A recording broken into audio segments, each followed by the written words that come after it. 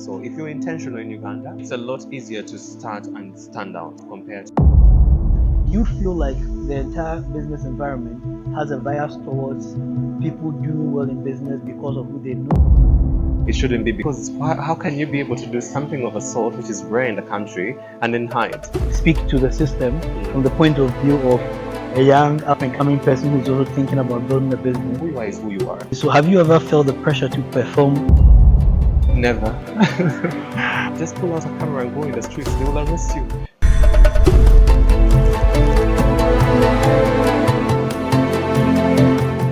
Hello and welcome to Rooted in Quality, the podcast that is dedicated to African creators and builders who are building the solutions that we believe are going to shape the future of this continent. My name is Sendo Tamaklo, and this podcast is brought to you by Afro Quality. Welcome.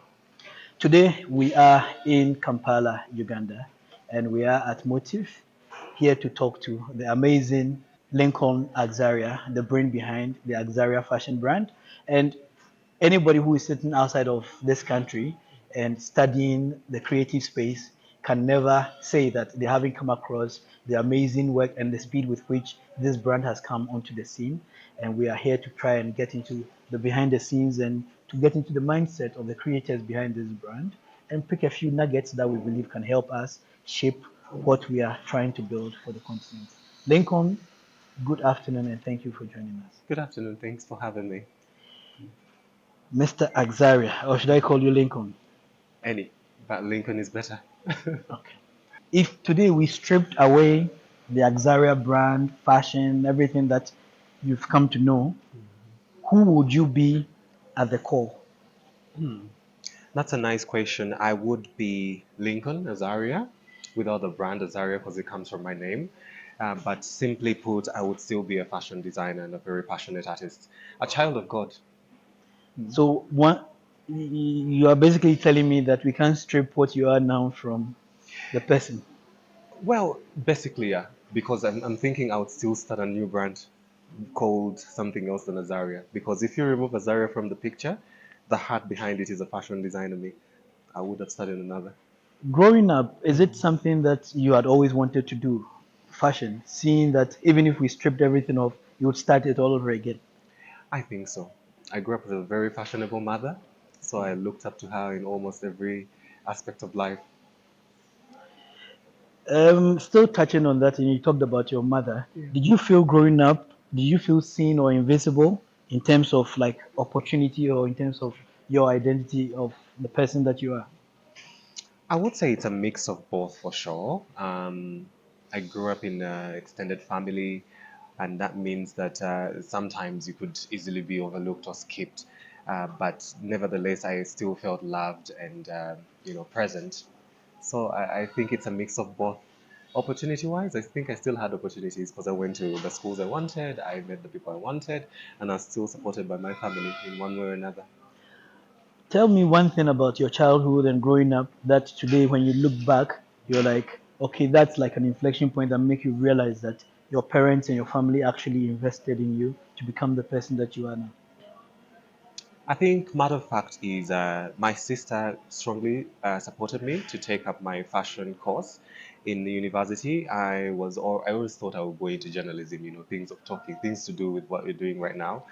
But for the fact that my sister supported me to go in for what I really wanted or what she would literally see in me, I still think that's something that shaped my future or how I am now.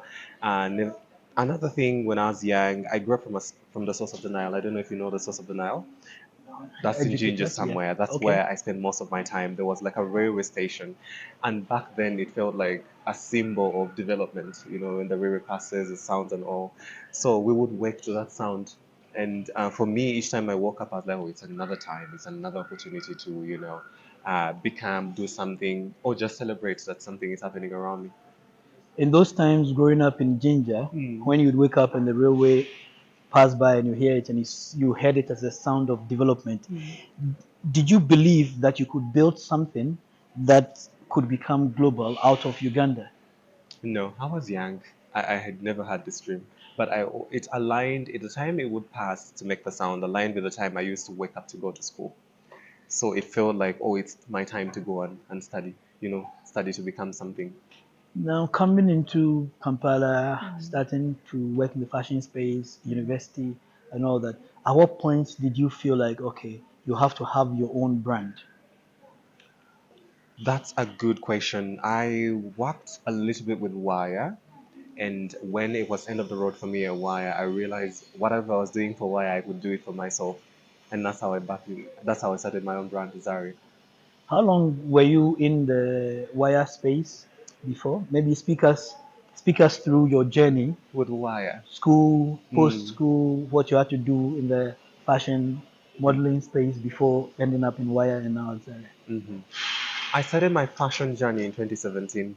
That's when I joined Makerere University to, School of Arts.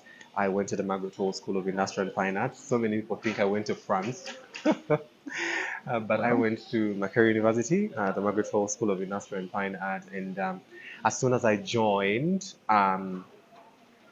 the university, I instantly joined the modeling team.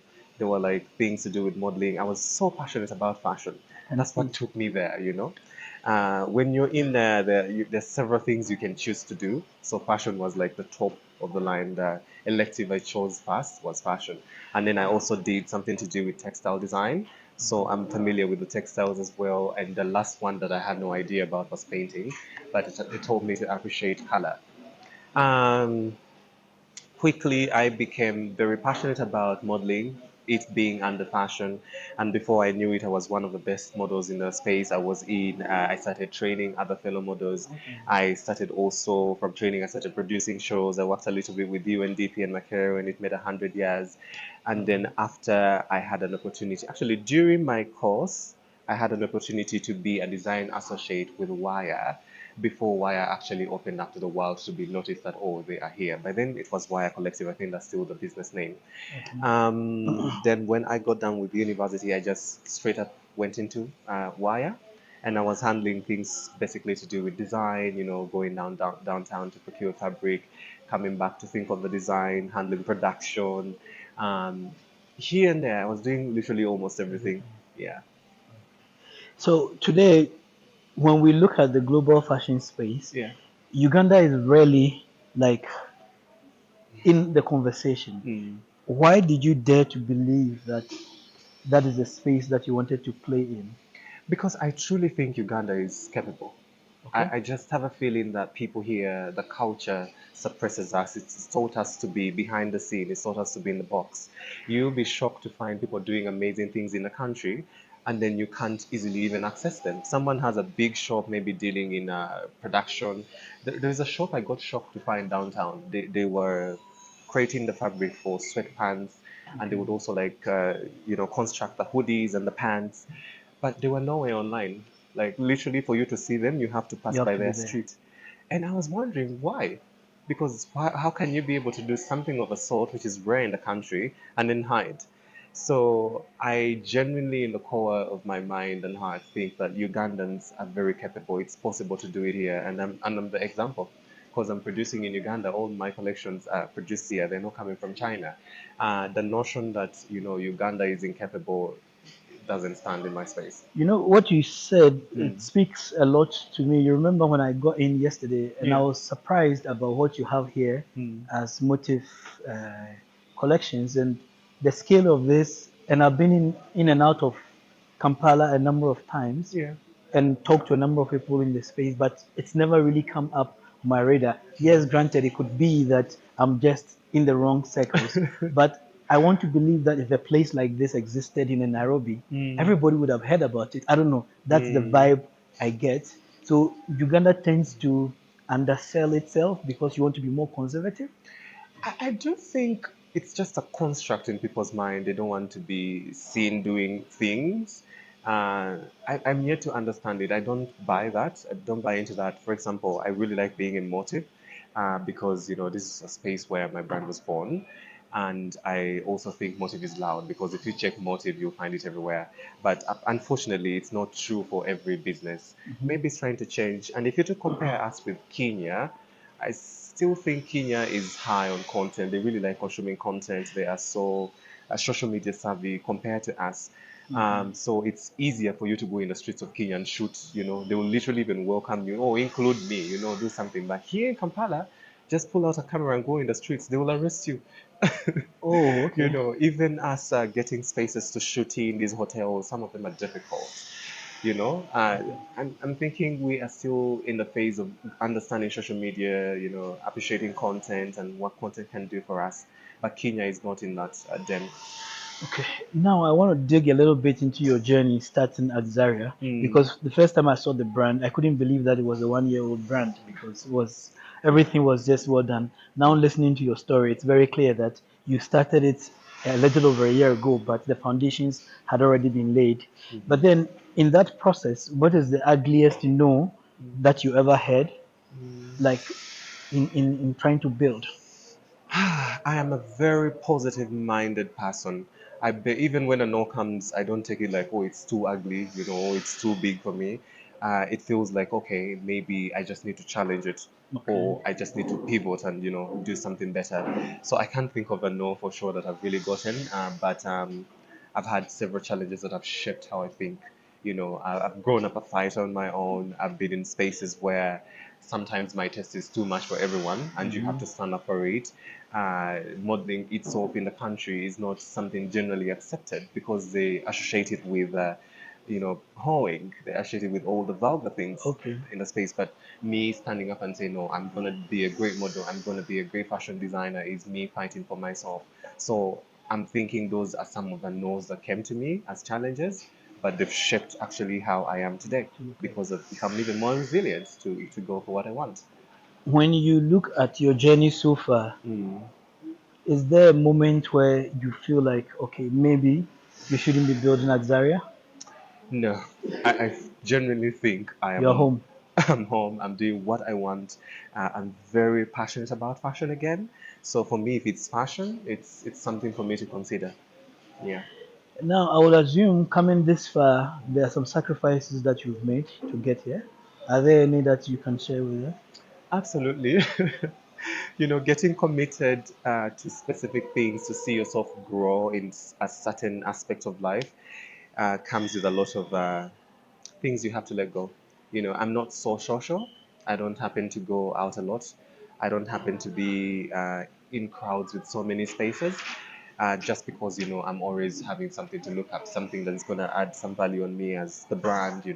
I have a few people I take care of in the brand that I employed. Uh, so that is the direction in which I think most of the time. That means if I have a friendship and we have to meet, I basically don't have time to meet often, or maybe go hang out or something. That's one of them. The other thing is I grew up in church, but you find that Sunday is your day to rest. So it also kind of hinders what I do, kind of hinders my time with my God. So sometimes I end up having the service online, which I genuinely don't like. So there has been some sacrifices that have impacted me in a way. But I'm trying to scale up and see that the system runs itself and I can get back some of the So time. you're saying you don't have a lot of fun. Indirectly, like you're a workaholic. Yeah, I could say that. I don't want Okay. to come off as that, but I could say that.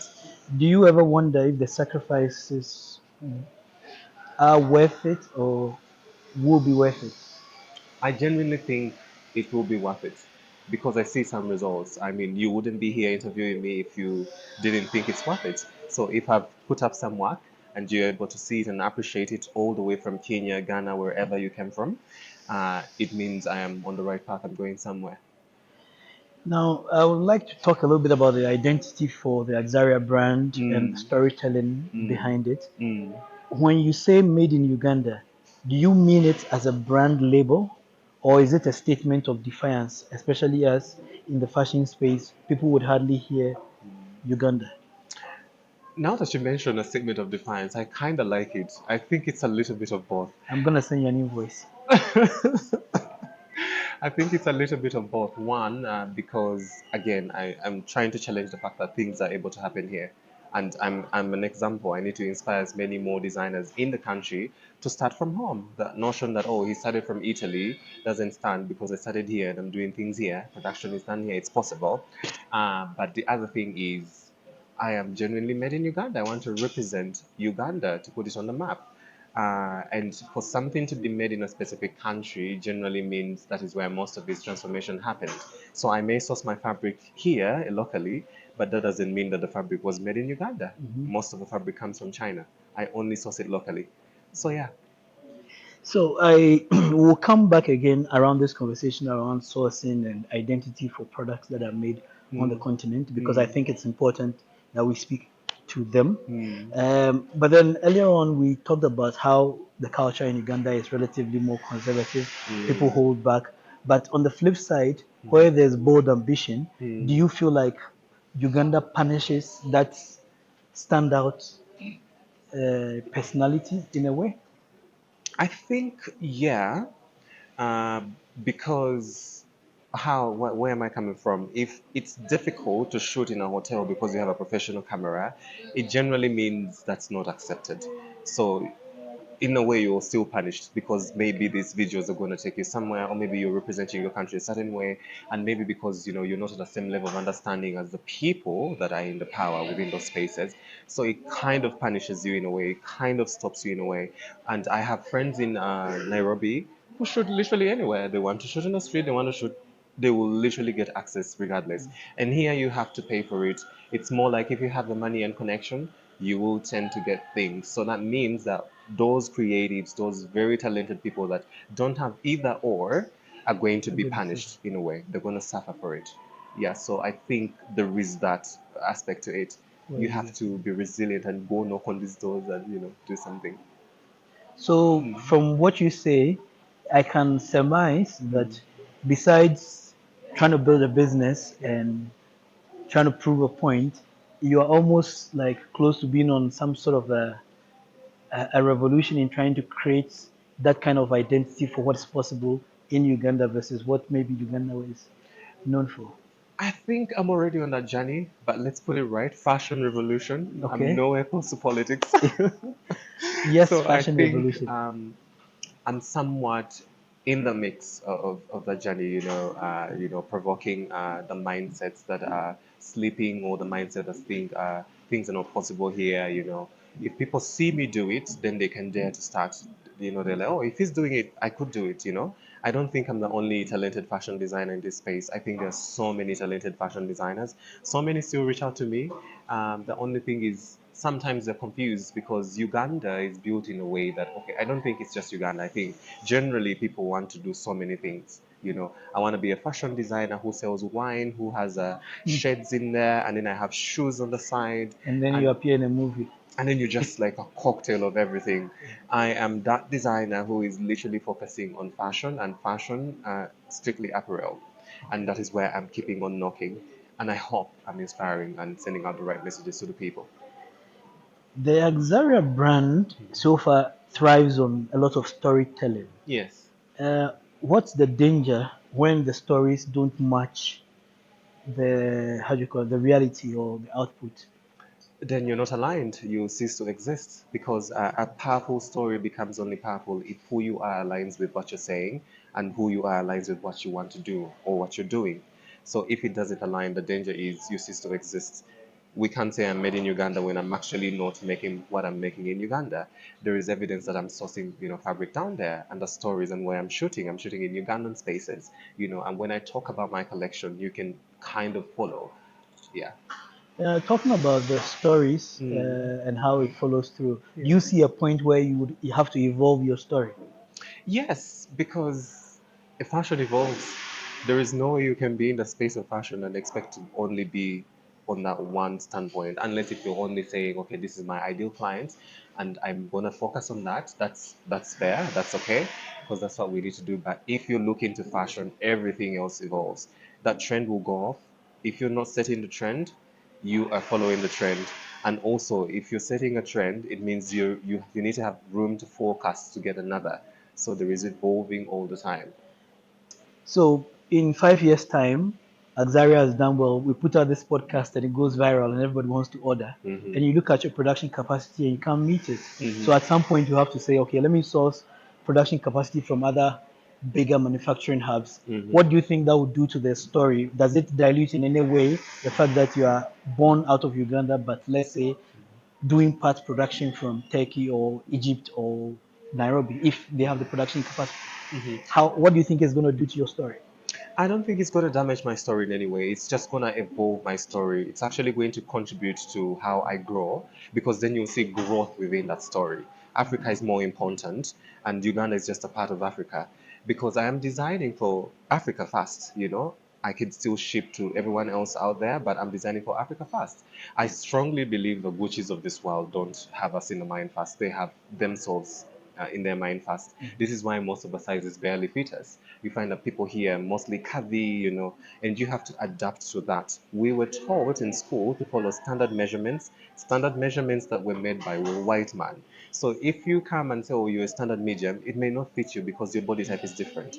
So the story is only going to evolve to actually grow me even more. If I have capacity to produce in Egypt for the Egyptian, people, I'm going to do that. If I have capacity to produce in Nairobi for the people in Nairobi, I'm going to do that. Yeah. It doesn't take Um, away from the fact that I am made in Uganda and that's how I started. I'll push this. So, have you ever felt the pressure to perform the Ugandan identity just to make the brand more palatable? Never. Because Uganda, what is being Ugandan? I'm born here. Uganda is not something you show, it's inborn. I don't really think that, I have to play that, oh, I speak Luganda perfectly for me to come off as a Ugandan, or I eat the food for me to come off as a Ugandan. There are people who were born here but raised in the UK. Does that make them non Ugandans? I don't think so. So I don't have to compensate so much for that. Now, when I look at your products and the output, Mm, and as with most African cultures, mm, traditionally there are always signs or motifs that are relatable to the particular countries. So, mm, for instance, if you go to Ghana, when you see a kente, you know, okay, this must be from Ghana. There are mhm. some fabrics that you see, okay, this from maybe Eswatini or South Africa. Yeah. There's something that you see, okay, this is probably from Kenya. There is no, okay, up to now, I haven't seen any infusion of Mm, any of those. Is there any particular story mm, that you are seeking to tell by owning the Ugandan identity, but mhm. then very little trappings of the cultural icons or motifs of Uganda being represented in how you put your brand out? Hmm. Uganda is still growing. You know, it's one of those countries that are still growing, getting up into the development that we need. That means we also tend to lean to the Western influence, you know, what is trending out there. We are not yet the force that it makes the trends go viral, go out there. And I'm not saying that if we do something that is genuinely ours, it's not going to go out there. For example, the Rolex is out there and it's a Ugandan staple. Um, Getting back to what I'm trying to mean is, again, for something to be made in a specific country, for me to say I'm made in Uganda doesn't mean, oh, I'm going to tie myself to using traditional fabric. That is maybe kitenge or whatever is traditional fabric here, backcloth. No, I could still create clothing like this, made in Uganda, and I will still be made in Uganda because, again, most of the transformation happened here. What scares you the most? Hmm. Being misunderstood or becoming irrelevant as things shape up and as things progress? I think becoming irrelevant for sure because I mean everyone has their own opinion. You'll always be understood or misunderstood. You can't determine how everyone else is going to perceive you or think that because they're seeing a 9 and you're on the other side seeing a 6 they are wrong. So I think being relevant is more important. So, this part of the interview will move a little bit and start talking about the business side of things and the Mhm. business of fashion, especially in Africa and more specifically in Uganda. In the space that you play, is it right to categorize it as affordable luxury? Yes. So then, what really is affordable luxury in a market where you could say disposable income is not very high? That's true. That's actually one of a good observation. It's not high disposable income, but everyone aspires to have a touch of that luxury. So by affordable luxury, I mean luxury that you can afford, that you can buy. Yeah, but So then it's still a little bit luxurious. So let's yeah. say, based on the pricing of your product, if I Mm, walk down the streets of Kampala, mm. the average person I'll talk to, who will Mm. probably be a middle class person working somewhere, they Yeah. might not find it to be very cheap to buy. Yes, they will not find it to be very cheap, you say, but they will still find it affordable. Not for everyone though, because I'm not targeting everyone. I'm targeting the middle class that, someone with a job, someone who is still price sensitive. Yeah, they're not like just gonna come and spend and say, oh, I need 10 sets pack and pay, but they are still a little bit cautious with the price. Those are the people I'm targeting. People who are daring, they want to stand out, they want to be the main character in the spaces they enter into. And if you take a look at my apparel, it has a little bit of that effect. Also, it's a minimalistic approach to make sure you become the main character you want to be. There's not so much going on as detailing and all. It also helps me keep the price down, but also gives the buyer an opportunity to go and accentuate it. Add accessories. Add some accessories that make it feel like you. You, your business model, you do a lot of, I heard that. In your business model, you do a lot of small batch production, like you do special releases and things like that. From a business point of view, do you think it's scalable? I think it is.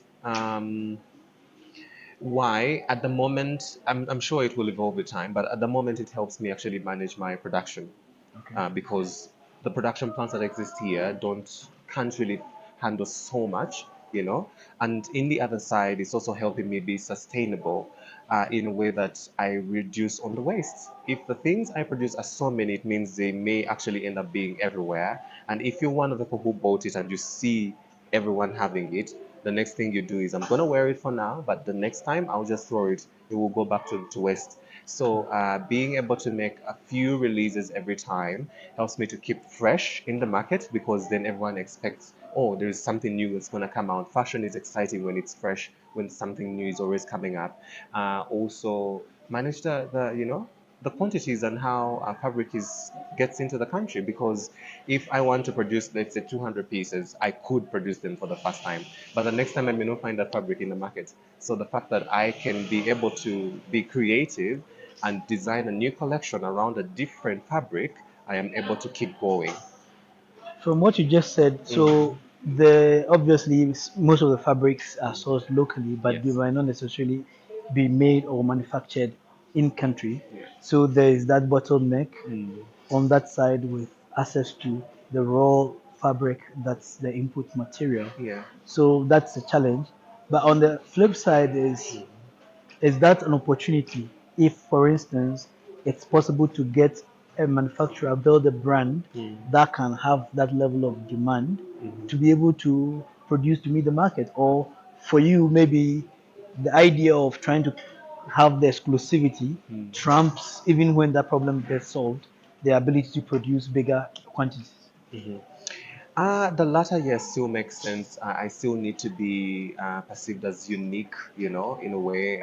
My clientele needs to still feel unique. And I don't think that affects anything to do with how I make the sales. Because again, the more I be creative is the more I'm going to be appreciated, the more I'm going to be able to push through these boundaries. I can't be a one-trick pony because, oh, the Elevate is selling more. Now I need to just flood the market with the Elevate collection. No, I still need to innovate beyond that. But I also appreciate because the more I market, the more I push out this uniqueness, it means there are more people who are going to drop and jump onto that unique boat. Now, I also want to be part of the boat. What started as 50 may end up as 100. But I can only do so little or so much. So I still need to have that at the back of my mind that I'm going to be doing limited edition drops as I evolve. So in this, you talked about the concern about not being a one-trick pony. Does it put any pressure on you to feel like you always have to be creating, you always have to come up with something new? Hmm. Actually, no. The creativity It is just comes in. I'm always excited to jump on a new project. If it's clothing, I'm always excited to jump onto it. Right now, we already have over six collection in the pipeline. We just have to go choose. Okay, we're going to do this one for this time, and yeah. so we talked about putting the quantities out and people seeing it. There's the risk of imitation. Hmm. Is there something that you've been worried about, and how in your mind do you see yourself protecting your ideas or the models that you bring into the market? That's a very good question. Someone has already tried to copy me. Someone tried to copy me before, actually, two people now, and also one of them attempted to steal my models. My models are like family to me right now. I do not take them as, merchandise. You hire them and they're just there for the pay and go. They are very close to me. I've learned to make them the friends that I have closer. Every time I shoot this, some people I'm going to be shuffling into and picking up to represent whichever collection I'm bringing up. Imitation is a true risk, but that is actually one of the reasons why I started to tell stories behind my creation. Because when people understand why this collection is out and what it stands for, then they relate more with you. They relate more with the brand. The perception shifts. So if any other person tries to copy, it will come up as, oh, you're doing things like Azaria, which means I've already won. And also the fact that I am releasing fresh drops every now and then. If you're imitating, you are following my pace. It's only going to be more expensive for you, more difficult for you as well, because you may not have been able to sell the other. As you jump onto this train to copy me, I'm creating another one to, start. So your protection, Mm. from what I hear, is relying on your super creativity, if there's anything like that, to say you'd always be two steps ahead. You continue to create, so come and copy me, and that's okay. Yeah. But from a legal point of view within the business environment here in Uganda, do you see the ability to attain some protections from the law with regard to creations that are original that you put out there? Yeah, for sure. Copyrights and all, yeah. Like yeah, as in you mean the laws exist, or you are confident that the laws can protect you? I'm confident that they exist, and if I follow through, I can be protected for sure. Okay. Yeah. Has it ever crossed your mind to try it, to at least test it with these two other guys who have started copying you? I'm actually in the pipeline to do that. Oh, okay. Yeah, So I I don't already know, have a stake or two. guys. If you are the two people who are copying his products, notice has been served. Mm. Now, in this talking about people copying, and I asked about the legal environment and all that. What do you think is the one thing or truth about doing business in Uganda that outsiders would never believe until they actually live it and they are in Uganda trying to work here? One thing here is it's very easy to stand out, and the resources are available. So meaning it's a lot easier to come out, or it's a lot easier to set up, or it's a lot easier to stand out. Really? It's a lot easier to start and stand out. If you're really good with your craft, start it here, you will immediately stand out. I mean, I'm just 1 year old, but I'm pretty sure some people have, been able to see me in this little time. And there are brands that have existed for over 4 years, but they are not as loud and they do not stand out the way I stand out. So if you're intentional in Uganda, it's very easy to stand out compared to the markets in Kenya. I'm not the expert in the market in Kenya, but at least I've seen from the friends I have there. So I genuinely think it's easier to stand out here. You just have to know what you want and you have to be consistent and be good. Talent is Is it undeniable. because of competition? There is competition, we can't say there is no competition, but you set your own competition in a way here because back again to the people who would try to copy because usually Ugandans jump onto what's trending, what's moving. Why people tend to copy here is, or they think maybe what you're doing sells, so now I want to tap into that. It's the same way if you go downtown, you may find so many people are not selling things that complement them, but are selling almost the same exact thing. And I still think that's back in the mindset and the culture. Sometimes it's okay, but most times it's not okay. We talked about the culture of business in Uganda, Mm. and you mentioned, I think I'm trying to remember exactly where, but you had mentioned about when you wanted to go and film somewhere. Sometimes, depending on who you know, it's a lot easier. Mhm. You know that. Do you feel like the entire business environment has a bias towards people doing well in business because of who they know, or people doing well in business because they truly have the talent and the grit and they're able to break through? That's a very good question. I think here it's basically more of who do you know, and how I am actually trying to scale and move the brand is it should be because I am good. for me to get into specific doors. It should be the talent. It shouldn't be because I know someone to get into that. But I think it tends to gravitate towards who do you know. Well, Yeah. and that's a trend that I've seen in most African countries. I Yeah. don't know if it's a factor of the level of how capitalist we've become, Hmm. but then there seems to be like you always have to know the ground, know who to talk to, who to have on your side, and all that. Even in Nairobi, I have to say I'm building a business in Nairobi, and I'm Hmm. from Ghana, and I can assure you, at a Hmm. point you realize that you need to know certain people, otherwise you can't just come in and I think somehow yeah. it's in our DNA. Some Africans just like to make things difficult. Even when they know you're talented, you're like, "Eh, just give him some headache, Let's see slow how him down a bit." really how let's see how bad he really wants this. Yeah. Have you had like personal encounters like that where you feel like this person really is just trying to make this more difficult for me than it should be? Oh yeah, One that you can share. yeah. I mean, I'm glad to share. Right now, I'm out of my career. I had a very horrible administrator who I will not mention, who really made my studies a nightmare. And she made it possible that my results disappear, that my system goes up and down each time I'm gonna do exams. But I'm happy I went through this, and yeah. Wow. And okay, this is interesting. This is a university administrator. Yes. Wow. Okay. I wasn't ready for that one, but that's interesting. Is there a price you've paid for being a founder? Yeah, I feel like there's a lot. First of all, the time, the fact that I told you I barely have friends, and the family that is closest to me is now the people I work with, my models, not my actual family. You barely even have time to say, let me go check on my mom, my dad, my aunt, my brother, let me make a call.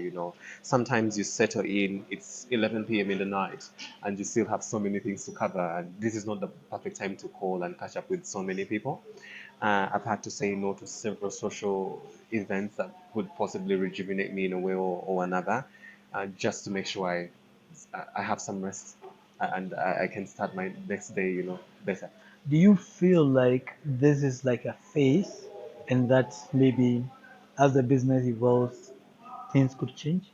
I strongly think so, yeah. If I make the system work the way I want, and push it, I think, yeah, I'll have time. You say system, like what's that like? And I want you to look or speak to the system Mm, from the point of view of a young up and coming person who is also thinking about building a business to mm, understand what really are the structures that can stand behind trying to build a brand like this. mhm. When you're starting, you basically don't have all the people that are specialized to handle specific things. You actually have generalists, people who can do so much, you know, but not like I'm too good at a specific thing. So the more you grow is the more you get capacity to actually now hire these specialists to handle things. So that means that those things tend to get refined, tend to get handled a certain way. And in so doing, then you don't have so much ground to cover. Yeah, so you tend to retain some time. Yeah. You earlier spoke about relationships and Mm, social life and all that. I want to double down a little bit mm, on that. Being the face of Axarya, mm. how do you balance that with also protecting your own private life? That's a good question. I barely think about it. I lead a very simple life, by the way. I just like simple things. I like what I like. I don't generally regard myself as the face of the Zaria, but it's clearly I'm part of those people who stand out when it comes to my brand, because I'm pretty much involved. That's something for me to think about, but I tend to separate me from the brand whenever I get the chance to. And I mean, I'm not always part of every campaign. I only come up to solidify the story so people can actually relate. And then I leave most of the work to the people I trust to represent the faces, the people who evoke emotions in specific others or several others so that they can be able to buy. So my models play a very great role in that one. Is there a friendship or a relationship that you've lost just because of how much you pour into your work? Yes, actually, I'm going to shock you. This week, someone threatened to kill me because of my growth, and you'll not believe it. I don't want to go much into it, but it's basically about business, and it's someone I knew before, and see me grow to such a point. I don't know if it was just threatened them or something, but yeah, There's so many relationships I've had to let go for that. Wow, okay. This is like going from 0 to 100 in like a split second, like threatening to kill you because of your business progress Yes, in this Kampala. yes.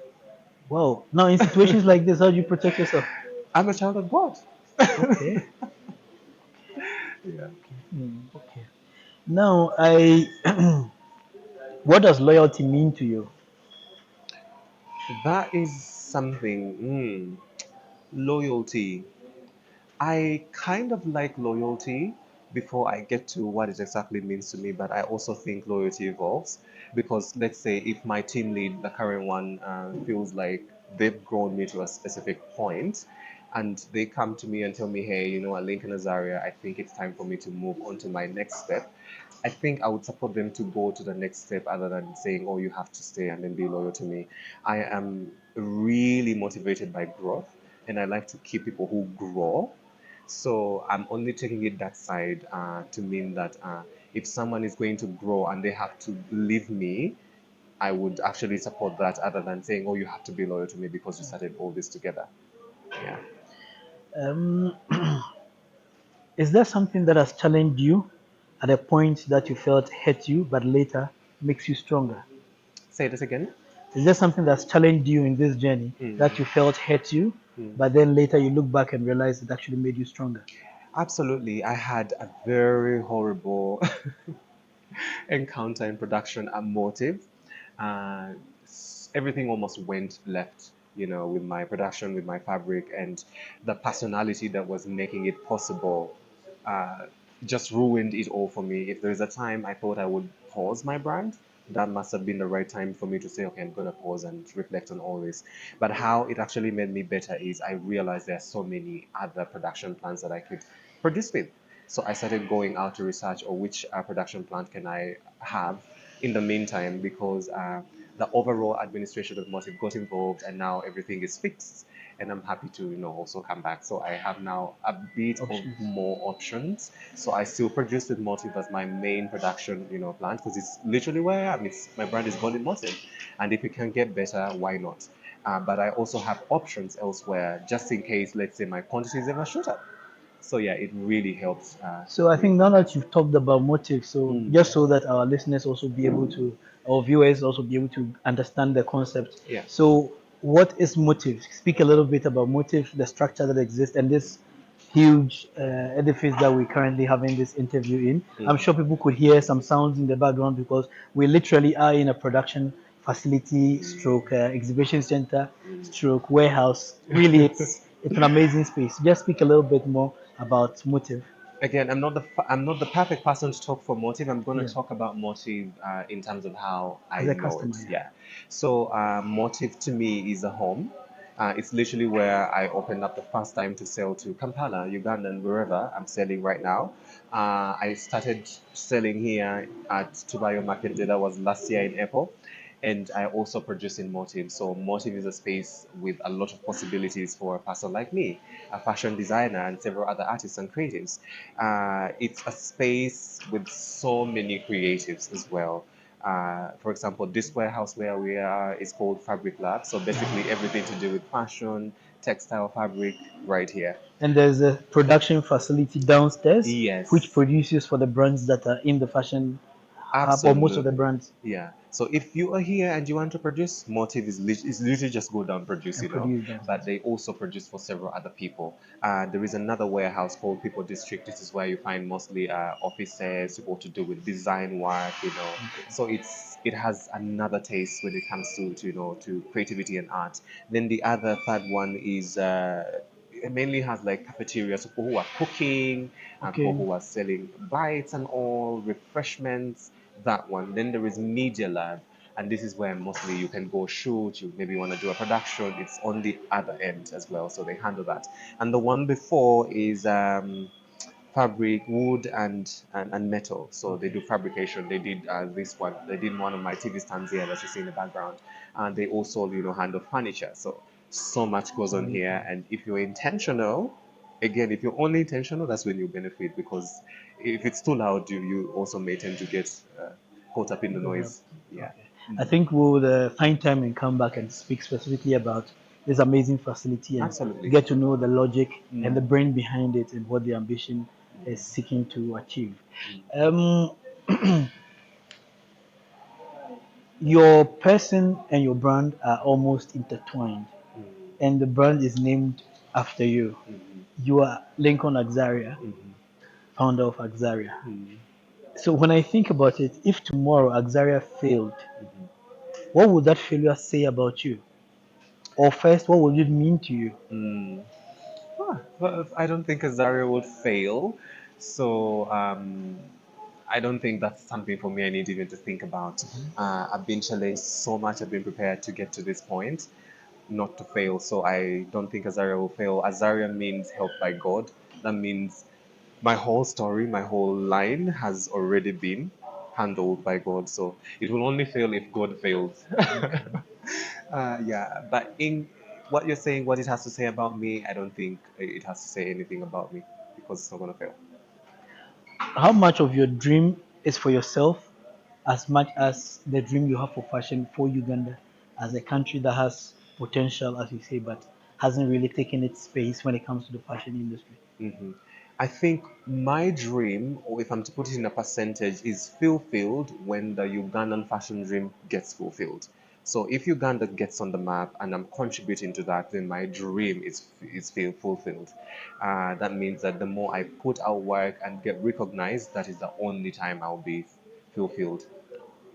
In a way, I don't know if I've made the right answer for you to get and No, I understand it. get you, as in you believe that your dreams and ambitions are intertwined with the success of what the Uganda establishment is. Yes. If I push it a little, if I push the envelope a little on that, Mm, so if tomorrow you break through and you become an international brand, but when you look on the radar, there's not three or four Axarias coming out of Uganda. mm.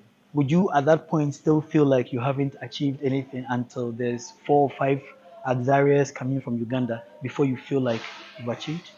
I think I would feel like that. I would feel like there needs to be someone that gets inspired to represent the country to, get it out there.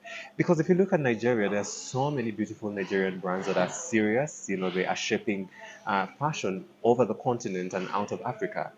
So if it's possible for Nigeria, why is it not possible for Uganda? And clearly, there are so many talented people here.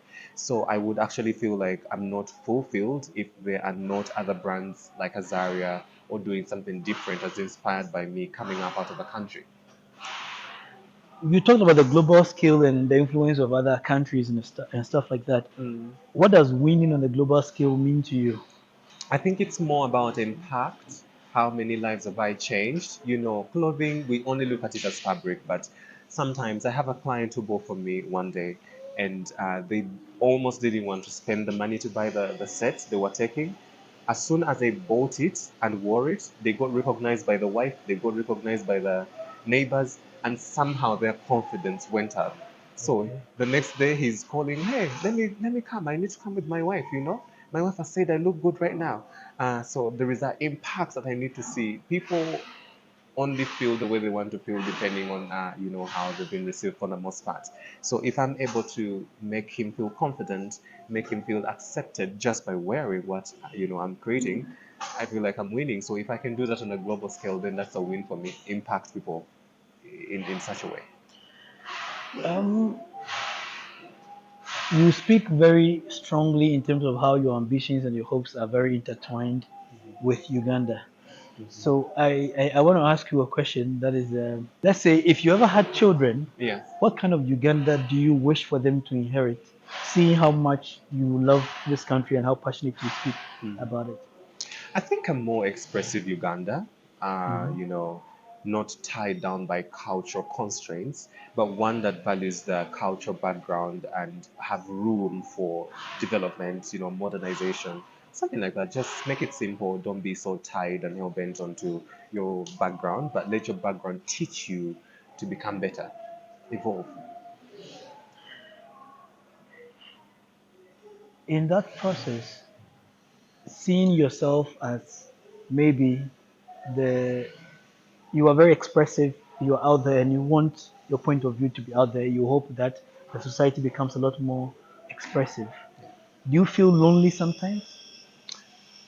Lonely is not a word that. Lonely, okay, not lonely as in lonely at home at night, but Mm, lonely in terms of trying to be more forward and out there, trying to break the stereotypes and break the barriers to say, look, we are here, we do stuff, and we want to be seen. Do you feel like it's only um, you, or do you get the sense that there's a movement or a collective of people who are also doing similar?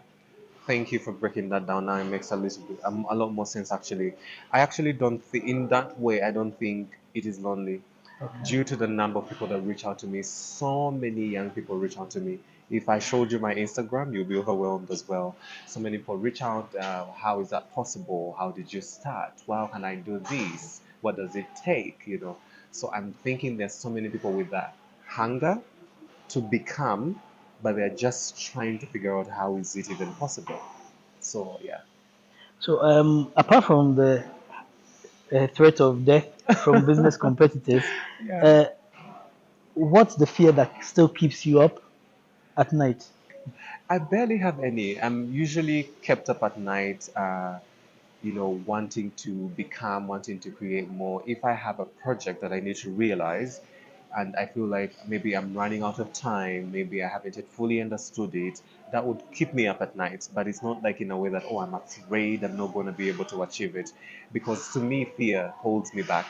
I have to keep positive. I have to keep feeling like I am doing it for me to be able to do it. So fear usually doesn't work well with me. Where do you think that came from?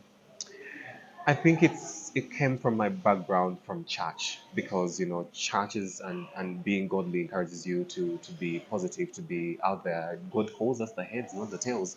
So why would you treat yourself as one in for the back? You are a very powerful man of faith, I can see. Yes, Maybe do we see an Axarya church along the line? maybe. But I'm And administering, so I don't have to have a church to talk about to God. preach. Yeah, and preach. Okay. 10 years from now, Mm, if we sit down and talk mm, about Axarya, mm.